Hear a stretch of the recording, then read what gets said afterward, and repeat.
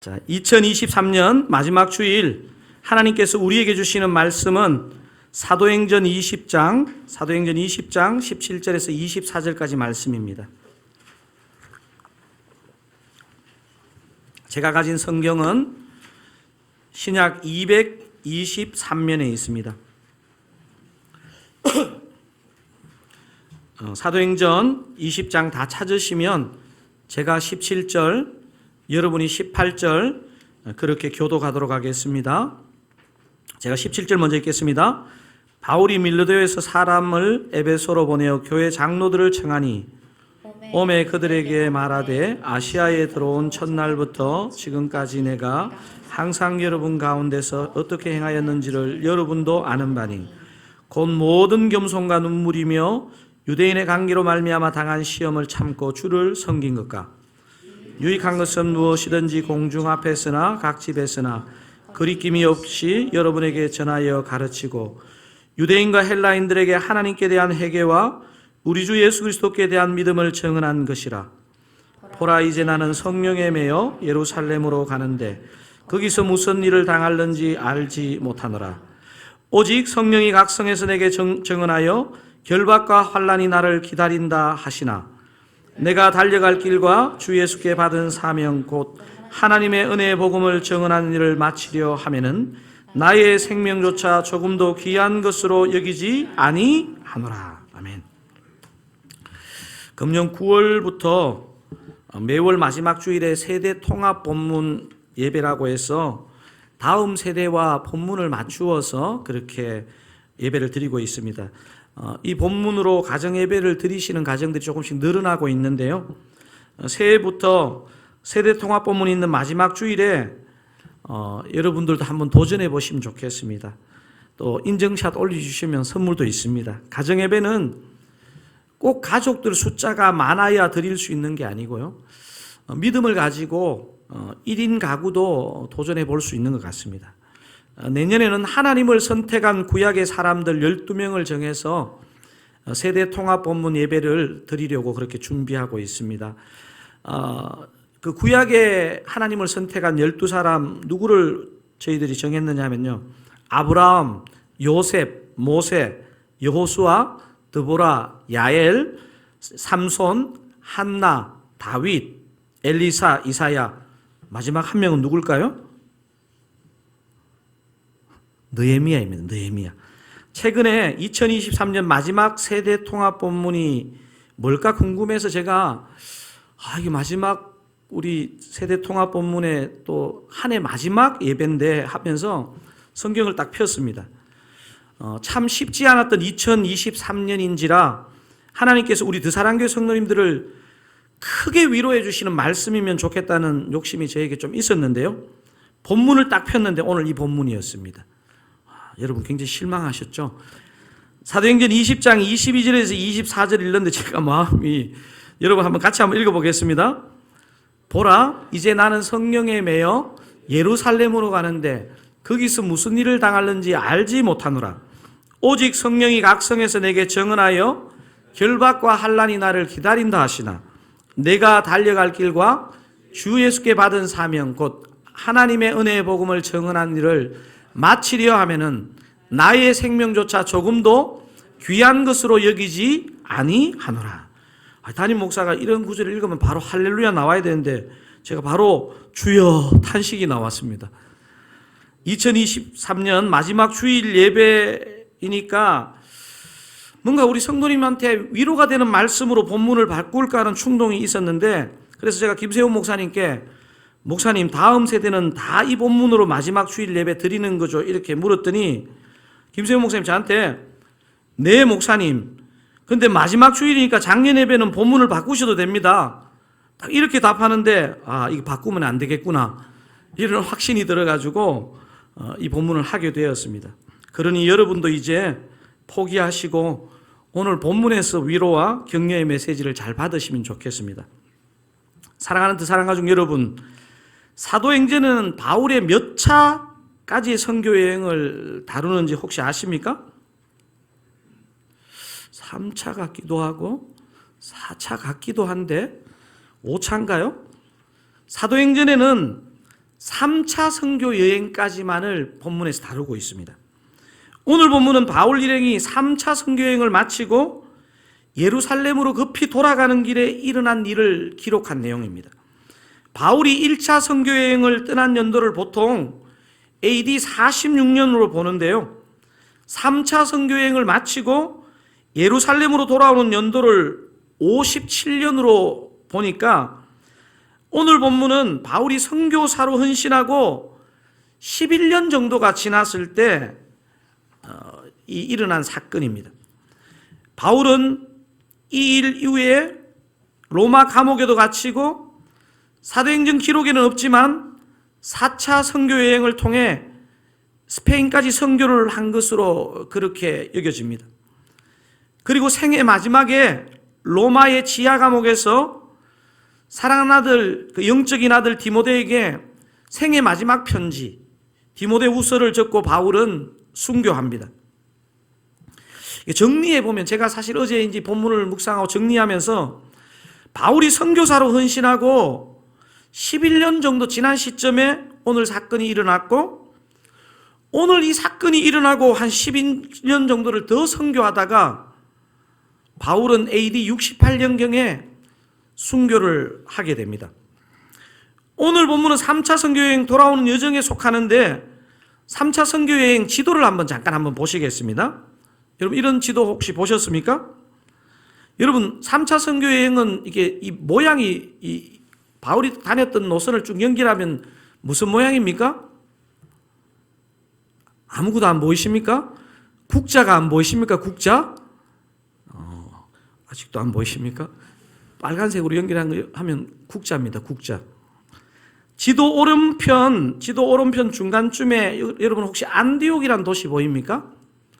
저 도시가 되게 중요한 도시인데 예루살렘 교회에서 나온 교회로서 선교의 거점 교회입니다. 심지어는 담임 목사였던 바나바와 바울도 선교사로 파송한 교회입니다. 그래서 여러분 선교적인 교회들이 많이 안디옥 교회라는 이름을 붙이는 것 같습니다. 여러분 저 지도에서 안디옥에서 출발하여서 소아시아를 지나서 유럽으로 건너가서 마게도니아와 그리스 지역을 돌고 여러분 국자 손잡이 중간쯤 위치한 드로아라는 도시 보입니까? 드로아? 이 동그라미를 우리 방송팀에서 바로 쳐주십니다. 드로아에서 예루살렘으로 돌아오기 위해 그 드로아 조금 밑에 보면 밀레도라는 항구가 있거든요. 오늘 사건이 바로 오늘 설교를 바울이 이 밀레도라는 도시에서 하게 되는 것입니다. 여러분 혹시 밀레도 살짝 위에 에베소라는 도시 보일까요? 이거는 동그라미가 안 쳐지네요. 그 살짝 위인 것 같지만 그래도 실제 거리가 40여 킬로 떨어진 가깝지 않은 거리입니다. 에베소는 바울 선교에서 가장 긴 시간 2년 3개월을 사역했던 바울이 잊을 수 없는 특별한 인연의 도시입니다. 하지만 예루살렘으로 급히 돌아와야 될 사정 때문에 바울이 에베소를 가지 못하고 오히려 에베소 장로들로 하여금 지금 자신이 지나가는 노선인 밀레도로 오도록 좀 부탁을 합니다. 그렇다면 왜 그렇게 바울이 예루살렘으로 가고자 한 것일까요? 아마 역사적으로 이때 예루살렘에 극심한 흉년이 일어나서 고통을 겪는 그 예루살렘 교회를 돕기 위해 바울이 선교 다녔던 그 유럽의 교회들에서 거둔 헌금을 하루라도 빨리 전하기 위해서 돌아와야 하는 그런 목적이 있었습니다. 하지만 이 예루살렘 행이 바울에게는요, 오늘 이 본문을 잘 묵상해 보시면 바울에게 쉽지 않은 결정이었습니다. 바울은 이 여정이 얼마나 어려운지를 이미 성령님을 통해서 알고 있었습니다. 여러분 사도행전 20장 22절 23절 특별히 색깔 있는 글씨에 유의해서 한번 읽어보도록 하겠습니다. 보라 이제 나는 성령에 매여 예루살렘으로 가는데 거기서 무슨 일을 당할는지 알지 못하노라. 오직 성령이 각성해서 내게 증언하여 결박과 환난이 나를 기다린다 하시나. 여러분 오늘 이 본문에는요, 선교사 바울의 인생 철학, 선교 철학, 삶의 철학이 완전히 엑기스처럼 담겨 있는 구절입니다. 예루살렘으로 가면 결박과 환란이 기다리는데 왜 바울은 이렇게 주저없이 예루살렘 행행을 택한 것일까요? 바울이 선교사로 살면서 일관되게 지켜온 기준이 있습니다. 자, 본문이 보여주는 바울의 인생 철학 세 가지 중에 첫 번째는 기준에 관한 것인데요. 어떤 기준이 바울에게 있었습니까? 사명에 도움이 되는지 여부. 복음 전거의 사명에 도움이 되는지 여부에 따라서 이게 기준으로 바울은 일을 판단하고 결정했다는 것입니다. 바울은 어떤 일을 결정할 때 내게 얼마나 편하냐, 내게 얼마나 유익하냐 이렇게 판단하지 않았습니다. 오늘 본문 24절에 보면요, 바울이 어떤 기준으로 결정했는지가 명확하게 나옵니다. 여러분, 오늘 본문의 마지막 절 24절도 같이 한번 읽어보겠습니다. 내가 달려갈 길과 주 예수께 받은 사명 곧 하나님의 은혜의 복음을 증언하는 일을 마치려 하면은 나의 생명조차 조금도 귀한 것으로 여기지 아니하노라. 바울이 예수님께 받은 사명이 무엇이라고 고백합니까? 본문에 뭐라고 고백하고 있습니까? 하나님의 은혜의 복음을 증언하는 일이라고 했습니다. 제가 보니까요, 그분이 목사나 선교사이든 그분이 일반 성도이든 정말 영적인 대가들에게 발견되는 공통점이 하나 있습니다. 영적인 대가는요, 사명, 특별히 복음 전거의 사명에 딱 집중이 되어 있습니다. 딱 집중. 제가 보니까 복음 전거에 도움이 되면 고, 복음 전거에 해가 되면 스탑입니다. 무서운 집중력을 갖고 있다는 것을 영적인 사람들에게서 발견합니다.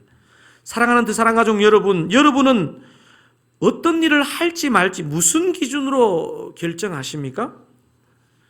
돈이 되면 고, 돈이 안 되면 스탑. 저는 이것도 중요하다고 생각됩니다. 우리가 자본주의 사회에 살면서 사업하면서 당연히 이것도 중요하죠. 근데 우리가 크리스찬으로서 막 공공연하게 드러내지 않더라도 일관되게 가져야 할 기준이 하나 있습니다. 바로 바울이 오늘 본문에서 가진 이게 진짜 복음 전거에 도움이 되는지 아닌지를 판단하셔야 됩니다. 만남, 어떤 일을 결정하는 것, 교회 사역은 특별히 그렇습니다. 우리가 2024년 드사랑교회 사역을 판단하고 결정할 때 복음 전거에 도움이 되면 이거는 고, 복음 전거에 해가 되면 스탑하는 그런 드사랑교회가 되기를 저는 소망합니다. 여러분이 2024년 도모하시는 일들을 판단하실 때 여러분 복음 전거에 도움이 되면 하십시오. 해가 되면요, 멈추시고 생각해 보셔야 됩니다. 바울은 복음 전거에 도움이 되는 일을 결정한다고 평안이 보장되지 않는다는 것을 자신의 삶을 통해 지금 보여주고 있습니다. 자, 본문이 보여주는 바울의 인생 철학 세 가지 중에 첫 번째는 뭐였습니까? 기준, 사명에 도움이 되는지 여부에 따라서 결정한다는 것입니다. 그런데요, 그렇게 결정할 때 대가지불이 있다는 것입니다. 대가지불. 어떤 대가지불이 있습니까? 겸손, 눈물, 인내. 여러분, 하나님의 인도하심이 항상 평탄한 것, 인간적으로 볼 때 형통한 것을 보장하지 않습니다. 바울이 복음 전거의 사명을 감당할 때 항상 그를 따라다녔던 것은 이 세 가지였습니다. 뭡니까? 겸손, 눈물, 인내. 여러분, 2년 3개월 동안 동역한 에베소 교회 장로들을 밀레도에 초청해서 그들 앞에서 지금 유언과 같은 설교를 하고 있으니까 진실이지 않겠습니까? 여러분, 사도행전 20장 18절 하반절부터 19절까지가 그 내용인데 한번 읽어보도록 하겠습니다. 지금까지부터 읽겠습니다. 지금까지 내가 항상 여러분 가운데서 어떻게 행하였는지를 여러분도 아는 바니 곧 모든 겸손과 눈물이며 유대인의 관계로 말미암아 당한 시험을 참고 주를 섬긴 것과. 여러분, 지금 세 가지가 지금 언급되고 있죠. 뭡니까? 모든 겸손, 눈물, 참고는 인내죠. 인내. 여러분, 사실 여기에 계신 대부분의 분들은 선교사로 살지 않더라도 자녀를 키우시는 부모님이시기 때문에 이 자녀를 키울 때 이 세 덕목은요, 피해갈 수 없는 덕목입니다. 겸손, 눈물, 인내 이런 마음으로 다 이렇게 이해가 되시죠, 그죠? 한 영혼을 제대로 섬겨보신 분은 바울이 지금 고백하고 있는 겸손, 눈물, 설명 안 해도 모두 공감되실 것입니다. 모르는 분은 어떡하냐고요? 영혼을 제대로 섬기시면서 겸손, 눈물, 인내를 맛보시길 바랍니다. 근데 참 희한한 것은요, 교회의 일은, 주님의 일은요, 세상에서 아무리 재능이 있다고 되는 게 아니더라고요. 왜냐하면 세상의 지식과 재능으로는 이 겸손, 눈물, 인내를 못 만들어내거든요. 여러분, 순장님들 보시면 정말 대단하지 않습니까? 순원이 7분 계시면 7분이 다 달라요. 7분이 다 다른데 다락방이 어떻게 한 방향으로 갈까요? 여러분은 너무 하나님을 신뢰하기 때문에 하나님 은혜야 이렇게 생각하지만요, 하나님 은혜만 있는 게 아니고 순장님의 겸손과 눈물과 인내가 그 다락방에 있어서 그렇게 되는 것입니다. 안 믿긴다고요? 지금도 믿지 못하시는 당신 때문에 순장님이 지금 울고 계십니다. 지금 여러분, 순장님이 겸손, 눈물, 인내, 섬김을 감당할 수 있는 것은 여러분 가만히 한번 잘 들여다보세요. 그분의 인격으로 하는 게 아닙니다. 그분의 능력에 달려있지 않습니다. 그래서 본문이 보여주는 바울의 인생 철학 마지막 세 번째는 뭐냐면요, 뭡니까? 보증, 성령입니다. 성령. 성경에서는 성령님을요, 보증금, 디파짓 이런 것으로 잘 표현하는데요, 여러분 그 순장님이 어려운데도 그 감당하는 것은요, 보증을 서시는 성령님이 계시기 때문에 그렇습니다. 그 순장님도 아멘 하셔야 되는데, 바울이 이것을 고백하고 있습니다. 여러분 22절 23절을 통해서 한번 확인해 보겠습니다. 보라, 이제 나는 성령에 매여 예루살렘으로 가는데 거기서 무슨 일을 당할는지 알지 못하노라. 오직 성령이 각성해서 내게 정언하여 결박과 환난이 나를 기다린다 하시나. 22절에도 성령, 23절에도 성령. 나는 성령에 매여 오직 성령이 내게 정언하여. 제가 목회를 하면서도요, 경험해 보니까 겸손으로 시작했지만요, 목사라도 성령에 매이지 않으면요 금방 교만이 됩니다. 눈물의 기도로 사역을 시작했는데 성령의 충만이 떠나면요 막 자기 연민의 눈물을 흘립니다. 인내가 어렵지 않았는데 성령님의 인도하심을 받지 않으면요 감정을 조절하지 못하는 분노가 됩니다. 사랑하는 그 사랑가족 여러분, 그래서 성령의 충만함은 오늘 이렇게 세례받고 유아세례 받으신 부모님께만 필요한 게 아닙니다. 매일 매순간 성령의 충만함을 구하시고 누리시는 여러분 모두 되시기를 바랍니다. 성령의 충만함을 구하십시오. 제가 설교 초두에 오늘 본문을 한 해 마지막 본문으로 받았을 때 부담스럽다고 솔직히 고백했잖아요. 근데 본문을 묵상하고 풀어가는데 희한한 평안과 소망을 주님이 주셨습니다. 이상한 표현일지 모르지만 우리 가운데 아마 바울처럼 이렇게 복음 전하다가 순교할 사람은 거의 없을 거예요. 왜 기분 나쁘십니까? 제 말이 틀린 말이 아니잖아요. 우리 중 대부분은 몇십 년을 선교사로 보내는 건 고사하고요, 동네에 있는 몇 사람에게 복음 전하려고 해도 입이 안 떨어집니다. 제가 이런 자조 섞인 마음으로 오늘 본문을 묵상하다가 문득 주님이 주시는 빛을 발견했습니다. 그러면서 제가 주님이 그런 생각을 하게 하는 거예요. 제가 분당 우리 교회에서 복지재단 담당 교육자로 그 사역을 시작할 때 저는 진짜 복지를 아무것도 몰랐거든요. 저와 함께 복지재단을 섬기던 복지 전문가 집사님, 아주 오랫동안 이 부분에 이론도 밝으시고 실무도 잘하시는 분인데 분당 우리 복지재단이 어떻게 돌아가는지를 설명하는데 제가 그날 그 설명이 이 설교할 준비할 때 기억이 나더라고요. 목사님, 잘 모르시는 분들이 보실 때는 분당 우리 복지 사역이 재정과 재능이 엄청 많은 몇 사람이 이 사역을 하는 것 같으시죠? 아닙니다. 평범한 수많은 성도님들이 자신들이 갖고 있는 재능과 재정을 아주 조금씩 각출해서 그게 모아져서 이 엄청난 일을 하고 있는 것입니다. 제가 그게 있잖아요. 두고두고 이게 복지재단 일뿐 아니고 하나님의 일이 그렇게 진행이 되더라고요. 복지재단 그 집사님의 얘기와 함께 제 머릿속에 계속 스쳐갔던 게 있었는데, 어떤 분이 자신이 예수님 믿게 된 이야기입니다. 한 여자 교생 선생님이 제가 잘 아는 그분 다니던 남중학교 2학년 반에 교생 실습을 나오게 되었다고 합니다. 여러분, 중2 남학생 모두가 두려워하는 존재 아니겠습니까?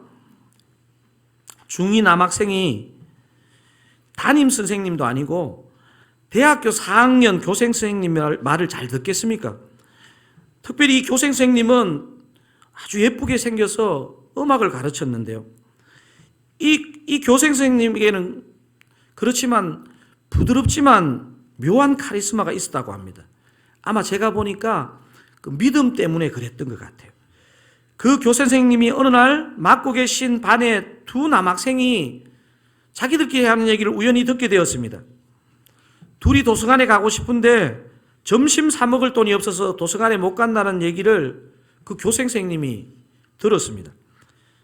그 교생 선생님이 그날 종례를 하고 돈이 없어 도서관에 못 간다고 말한 그 중2 남학생에게 점심 사 먹고도 남을 만한 돈을 건네시며 친구와 오늘 도서관에 가면 좋겠다 이렇게 말씀하셨다고 합니다. 교생 실습은 영원하지 않잖아요. 4주 정도 지나면 끝이 납니다. 그 교생 선생님께서 실습을 마치며 떠나는 날 이별의 노래로 유심초의 사랑이여를 불렀다고 합니다. 여러분 지금 이거 공감하시는 분들은 좀 나이가 있으신 분들이에요. 예전에 점심 사 먹을 돈을 준 그 남학생에게 이 교생 선생님이 다가오셔가지고 이런 말을 남기고 떠나셨습니다. 내가 예수님 믿어보니까 너무 좋아. 너도 언젠가 꼭 예수님 믿으면 좋겠다. 너 위에 계속 기도하고 있어. 그 중2 남학생이 예수님을 믿었을까요? 안 믿었을까요? 믿었으니까 이런 얘기 했을 거 아닙니까? 금방 예수를 믿지는 않았습니다. 하지만 대학을 가서 예수를 믿고 어느 날 목사가 되어서 여러분 앞에 지금 설교를 하고 있습니다. 이렇게 비웃을 줄 알았습니다, 제가. 사랑하는 사랑가족 여러분, 우리가 오늘 본문에 나오는 목숨을 드릴 만큼 사도 바울 같은 위대한 선교사가 다 될 수는 없을 것입니다. 하지만 우리 삶의 현장에서 그 예쁜 교생 선생님 같은 전도자는 다 될 수 있지 않을까요? 예쁜 요거는 조금 생각해 봐야 될 것 같습니다. 저와 여러분의 남은 생이 성령에 붙잡혀 어떤 모양으로든 주님의 말씀을 전가하는데 다 사용되시는 복된 듯 사랑 우리 가족들 다 되시기를 주님의 이름으로 축원드립니다. 제가 이번 한 주간 제일 많이 부른 찬양이 있는데요. 어제 제가 토세 이렇게 이제 설교 시작 찬양으로 이 찬양을 불렀는데, 이 시편 40편을 배경으로 해서 만든 찬양인데요. 이 새 노래라는 단어, 새 노래. 여러분, 왜 시편에는 이 새 노래라는 단어를 많이 사용할까요? 이게 거듭나서 하나님의 은혜를 안 자가 그냥 일반 노래와 다른 노래라는 거예요. 여러분, 새 노래를 부르는 사람에게는요, 분명히 생명의 영향력이 있습니다. 여러분, 오늘 이 찬양이 우리의 어떤 신앙을 일깨우고요, 우리를 또 다른 작은 복음 전도자로 만드는 그런 은혜의 찬양 되기를 그렇게 바랍니다. 하나님의 음성을 듣고자 기도하면 찬양하시겠습니다.